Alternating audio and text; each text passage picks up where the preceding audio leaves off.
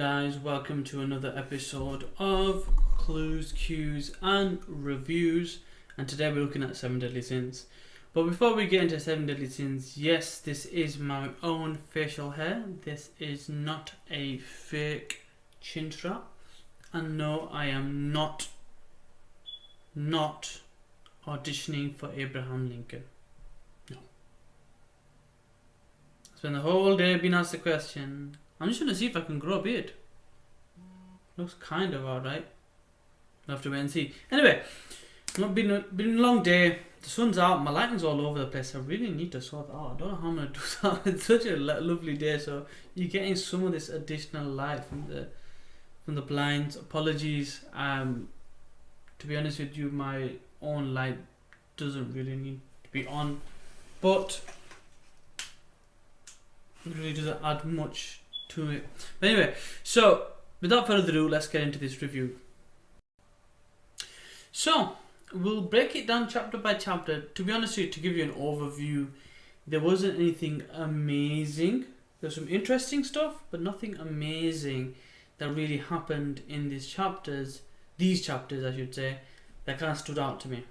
Some questions, but not really. But anyway, moving on to chapter 179, The Search of Hope, or A Search of Hope. It starts off with a end of a battle between King Arthur and his crew and some demons. King Arthur comes on top and they're kind of relaxing, and they're talking about the idea of, you know, they need that ray of hope, that guiding light, and people are insinuating that should be Arthur, you know, because of the whole kind of story life in Camelot and everything else. He at this moment is quite, I guess he's quite down to earth, and he says all he wants to do is get stronger and protect people. And he also names the samurai dude from last time. His name was Sir Nanashi, he calls him, the swordsman. And before they can really talk much, reinforcements of the demons arrive, and basically they have to run. What I found interesting was the fact that they are bit by bit clawing away at the enemy, but they know the limits and they know they need to leave. There's a big difference, and it's the vow that Arthur will improve and get stronger. They mentioned the cat talking, and he does talk, which is kind of funny. I want to see that animated to see what voice he gets. But kind of reminded me of Happy and Fairy Tale. I remember in the original fan subs they talked about it as well. They talk about, oh, it's just like a rip-off of Fairy Tale, but it's interesting for what they've done with it. The second section of it is to do with the Holy Night. He's woken from his sleep and he's on the run because A is the Holy Night, so it's meant to be strong. The idea is the residents want to give up his soul as a sacrifice so they can live longer. So there is a bit of that. He kind of runs up a hill and they kind of let him go because they've heard stories about monsters up there, kind of like before. It's these two chapters kind of made me reminisce and feel a bit nostalgic for the original arc. So you know, in the earlier scenes when they run into the mist and they run into Diana, Meliodas and Elizabeth, and they run into Diana, and basically she's in that mist area, the mist forest. It kind of reminded me of that, but it's the hill. So he kind of, the magic knight or the holy knight counts his blessings and runs up there, and he kind of faints. He runs into Mama Pig and faints. He wakes up and he's basically in Boar's Heart, and that's pretty much where the chapter ends. Chapter 180, The Wandering Knight, continues from that, and it talks about the idea.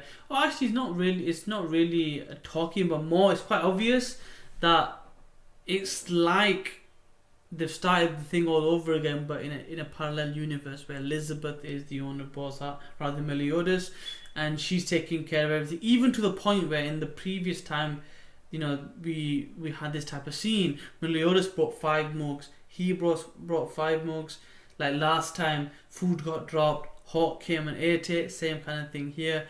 There's a scene later on where Gorgias, the Magic Knight, wakes up and he's basically holding a grudge because he's from White Fang and he got his ass kicked, and basically this time round they were nice to him and he didn't do anything, but he eats the food, he spits it out, but he goes, no, this is food, it's yummy. And that's what Elizabeth did when Meliodas kind of made the food. There were some references about Meliodas saying that Elizabeth can now cook as badly on par as Meliodas did, so that was quite interesting. There was that kind of parallel, or you could say nostalgic feeling to these chapters. Kind of reminded me of early Seven Deadly Sins, so early Nanatsu no Taizai, so that was cool.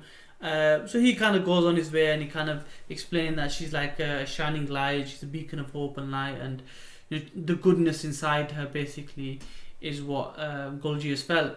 Then we see a scene where we see Meliodas down. It kind of reminded me of around about the time when they were kind of going to meet up with Ban, and Ban was locked up, and there was this whole thing where they tried attacking Elizabeth or taking Elizabeth, and Meliodas was down and he had these scars, similar type of scarring that he's got now. So I don't know if he's been healed by Elizabeth, is he alive, is he in a coma, and she's sad by the idea that he's not awakening. She's, please awake, I can't live in a world without you. And that was quite heartfelt, quite sad, kind of a tugging on your heartstrings moment. And then we get the Wandering Knight turn up. It's a funny scene with Hawk, but again it goes back to the idea of how Elizabeth was a Wandering Knight. This time the Wandering Knight is somebody else. So it was literally a case of take out Elizabeth, put someone else, and just change the characters up a little bit. It really was that. So it's kind of like the same as before but different. It's the same concept, different character. And this time we get a return. A person we were thought long dead has returned. The leader of the Holy Knights, Zarathras is alive. The person that was supposed to kill the original, the strongest member, is alive. The strongest Holy Knight is alive. Where he's been all this time, why he looks so young, I don't know. Is he demon? Potentially. So it's interesting to know what's happened. I want to find out what's going on. Or is this Estoras messing with her brain? Maybe she's asleep and this is all in her brain. Potentially. Kind of reminds me of last time when Estoras was in her dream before, and he looked like a bigger version of Meliodas. So it's interesting to see what happens. It was a double chapter this week.